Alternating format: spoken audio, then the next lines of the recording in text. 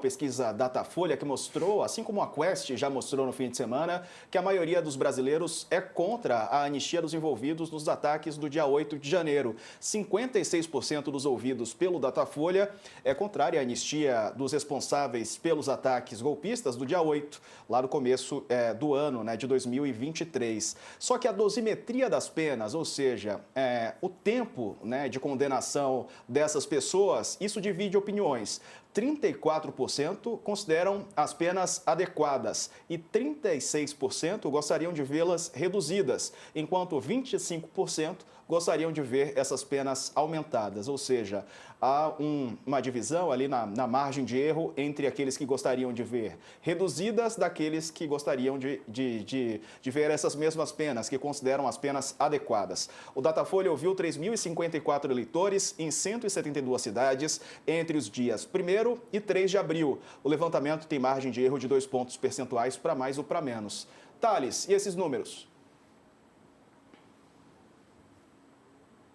Os bolsonaristas tentaram fazer crer que eles tiveram um bom número de pessoas na Paulista e que isso daí significava que o povo está apoiando a anistia. Não é verdade, essa pesquisa mostra isso. A maioria da população não apoia a anistia. Mas aí sim, a diminuição das penas, essa os bolsonaristas conseguiram vencer essa discussão, conseguiram colocar esse tema na ordem do dia.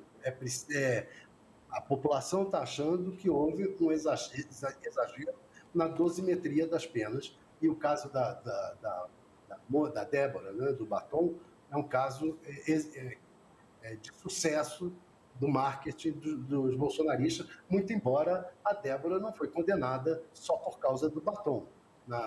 Mas tudo bem, ela vai ter a pena diminuída, muito provavelmente. O ministro Fux já deu a entender que vai mudar o voto dele, e eu acho provavelmente está um movimento no Supremo de, olha, vamos diminuir as penas aí, porque a população está realmente achando que foi um exagero. É só essa questão. Tem um bode na sala, que é a dosimetria das penas, as penas excessivas. Esse bode vai ter que ser tirado da sala, mas a anistia não é um bode. A anistia, ela não vai ser retirada da sala, não vai ser colocada na sala, não vai ser aceito pela comunidade política. O Mota já deu a entender várias vezes, olha, eu não acho que o país deva se ocupar desse assunto no momento. O Alcolumbre já foi mais peremptório ainda. Isso aqui não vai correr no Senado, esse assunto não vai avançar. Então, a questão da anistia não adianta, quanto mais a forma como o PL e os bolsonaristas tentaram empurrar a anistia goela abaixo do Mota, presidente da Câmara, piorou ainda a situação do tema. O Mota está parecendo, diante do que era o Arthur Lira antes, o Mota está parecendo um estadista no momento. Ele está, não vou discutir isso, agora que vocês estão me impressionando, menos ainda. Depois do intervalo, a gente vai mostrar o que disse o presidente da Câmara, que foi pressionado nessas manifestações de domingo pela anistia dos manifestantes que participaram dos atos do dia 8 de janeiro. Fica aí que a gente volta já. No YouTube seguimos mais aqui com vocês. Ô Raquel, o batom foi utilizado, foi o tema, o mote dessa manifestação de ontem. Então, Diego, pelas minhas apurações, existe um movimento muito claro na elite brasileira, entre os políticos, no judiciário, já dentro do STF, para isolar Jair Bolsonaro nessa agenda dele da anistia. Porque a agenda da anistia só interessa a Jair Bolsonaro. É a ele que interessa a anistia. Lá no final das contas, é para abrir uma porta, uma brecha para que Jair Bolsonaro encontre um caminho caso ele seja condenado pelo Supremo Tribunal Federal, o que é o mais provável.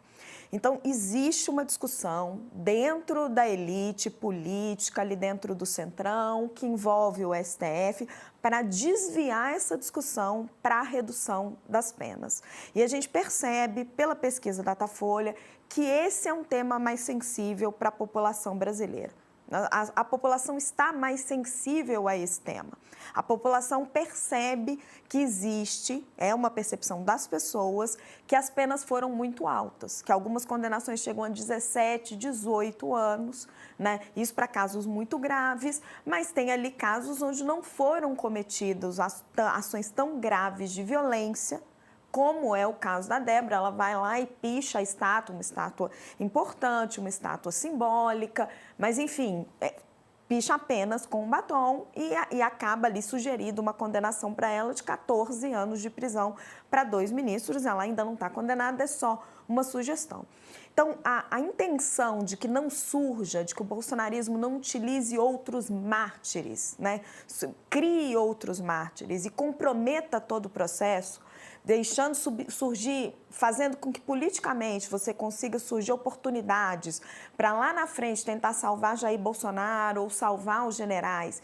E a tentativa de mudar o foco da questão da anistia e isolar Jair Bolsonaro com essa agenda está fazendo uma mudança.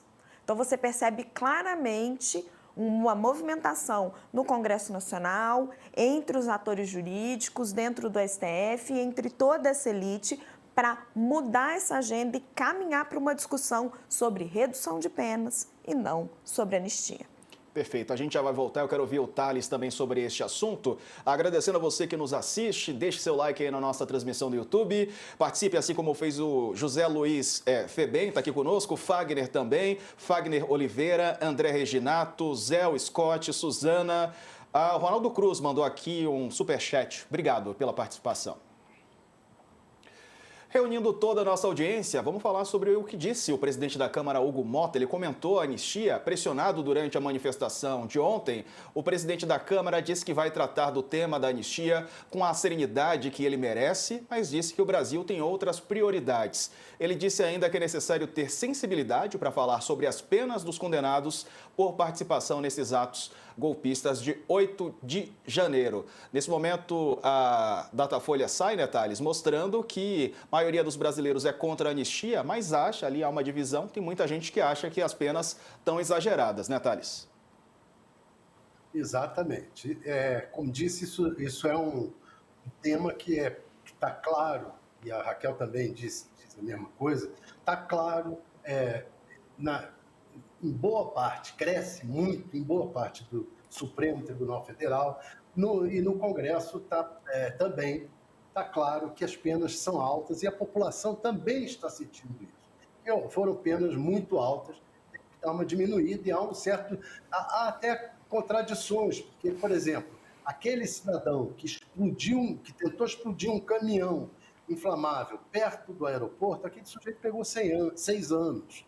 Aquilo está errado, aquele sujeito tinha que ter mais, aquilo foi um ato de terrorismo. Mas existem questões legais que fizeram com que aquilo fosse julgado em outra situação.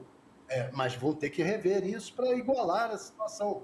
Não é possível que aquilo pegue 6 anos e as pessoas que invadiram o Congresso, etc., fiquem com 17 anos.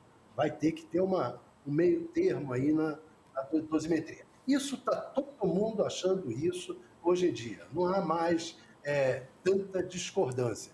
Muito embora, do ponto de vista técnico, se você conversa com os ministros do Supremo, com o Gilmar Mendes, com o Anderson Paes, etc., do ponto de vista técnico, eles te explicam tintim por tintim por que tem que ser essa dosimetria.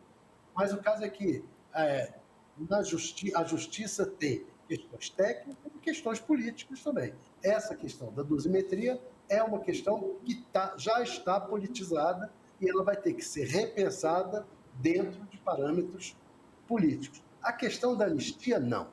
A anistia não é um assunto que está praticamente morto. O presidente da Câmara falou claramente sobre a dosimetria, que tem que ser revista, que ele acha que tem que ser revista, e também falou claramente que acha que não é o momento de o Brasil parar para discutir anistia. Não é esse o momento, não vai ser feito. E o presidente do Senado falou mais ainda, que aqui, se chegar, para. Então, não está. A anistia pode... a PL está dizendo que vai recolher assinaturas de deputados para tentar colocar. É muito pouco provável que ande. Os líderes dos maiores partidos vão avisar os seus liderados que não é para assinar esse tipo de requerimento para a votação plenária da anistia.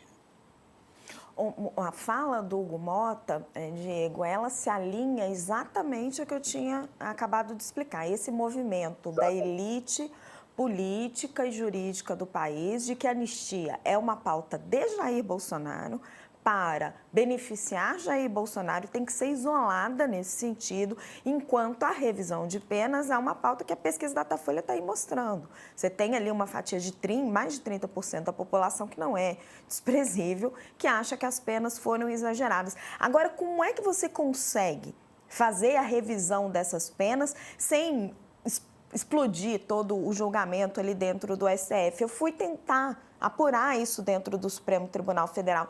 Você dificilmente vai ter uma revisão do que é a tese da Procuradoria-Geral da República. A tese da Procuradoria-Geral da República é que você teve um crime de multidão e que eles cometeram, os que invadiram ali os prédios, 2 crimes: o atentado ao Estado Democrático de Direito e o golpe de Estado.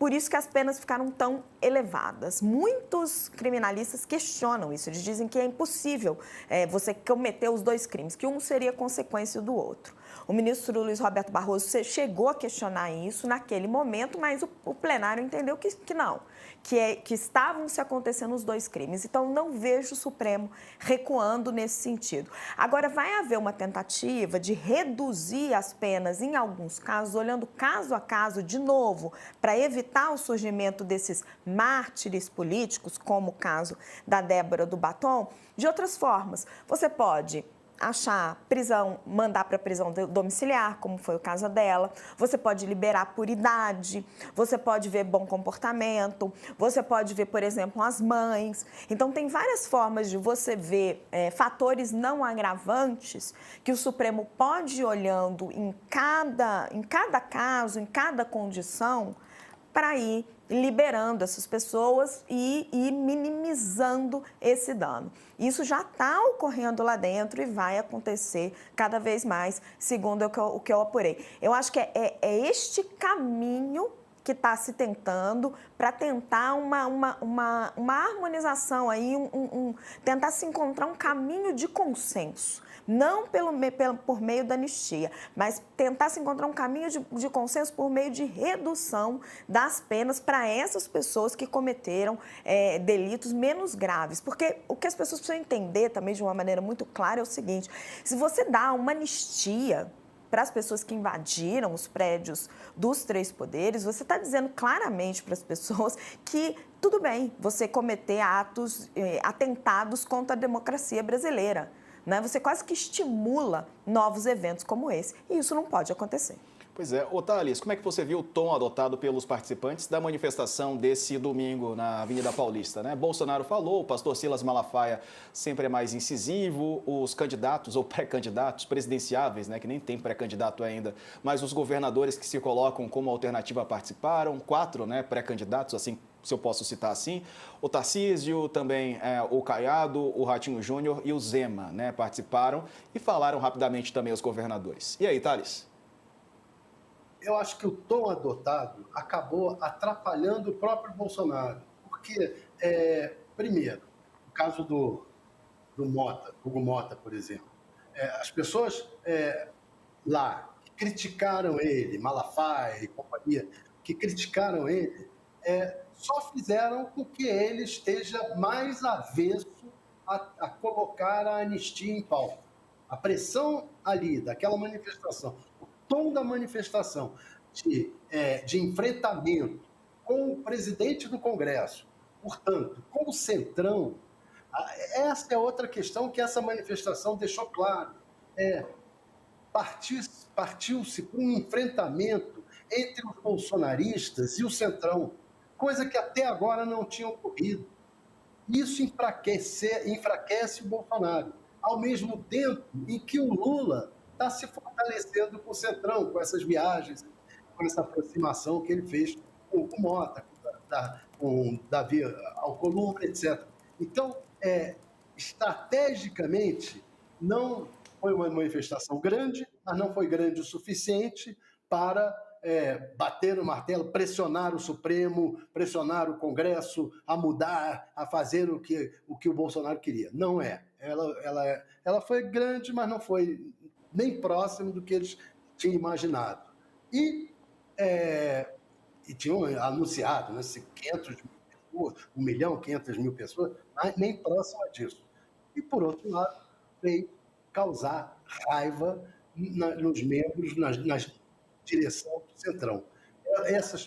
Afastou o Centrão do Bolsonaro na prática. Mas aqueles candidatos que precisam do apoio do Bolsonaro vão ficar ali fazendo jogo, como o caso do Tarcísio, para ter o apoio do Bolsonaro numa eleição em 2026. O que também é pouco provável, porque o Bolsonaro continua com aquela estratégia de tentar levar até o final a candidatura dele e só desistir nos últimos momentos. Se fizer isso, se passar de abril, o Tarcísio não poderá se desincompatibilizar para ser candidato à presidência. Ou o Bolsonaro, é a hora da verdade. Ou o Bolsonaro desiste até abril e acena para esses políticos que estavam ali no palanque esperando a manifestação de apoio dele, ou ele vai perder esses políticos também. Tá certo. Raquel, o Mota foi pressionado nessa manifestação de ontem na Paulista. Foi bastante pressionado, eu concordo com o Thales na avaliação dele, eu acho que é um tiro no pé, porque quanto mais você pressiona o presidente da Câmara, a gente tem que pensar que a presidência da Câmara é uma eleição indireta, né? Ele foi eleito pelos seus pares. E o Hugo Mota foi eleito de uma forma muito particular, que era o candidato do consenso, né? Apoiado por Lula e por Bolsonaro. Então, ele não pode parecer de nenhuma forma que ele está cedendo a um grupo considerado radical. Então, quanto mais você o pressiona com a pressão das ruas, com cartazes, com palavras de ordem, menos ele vai poder seguir nesse caminho. Então, nessa visão, é um tiro no pé. Mas eu queria falar um pouquinho dos governadores que estavam ali. Diego, você tinha assim toda a tropa de governadores da direita que querem ser os herdeiros de Jair Bolsonaro. E ali foi uma aula de realpolitik, né, como a gente diz em inglês. Porque se você lembrar, se você puxar pela memória, muitos daqueles governadores, eles no 8 de janeiro, ou eles foram até Brasília, ou de alguma forma eles criticaram duramente os ataques. Então, você tem falas naquela época de Ratinho Júnior, de Ronaldo Caiado, de Tarcísio de Freitas, de certa forma até de Romeu Zema, criticando os ataques, né? Criticando a destruição dos prédios da Praça dos Três Poderes. E no domingo, todos eles estavam ali pedindo anistia para as pessoas que tinham cometido aqueles atos, porque todos eles sabem que sem aquela franja, né, aquela fatia, não dá nem para chamar de franja, de 25% ali dos eleitores que são fortemente bolsonaristas, nenhum deles é capaz de vencer uma eleição presidencial. Então, todos eles meio que tapam os olhos, esquecem o que aconteceu lá atrás, porque sabem que precisam desse voto se quiserem ser os escolhidos de Jair Bolsonaro e vencer as eleições presidenciais contra Luiz Inácio Lula da Silva em 2026. Bom, vou mudar aqui de assunto rapidamente, falar sobre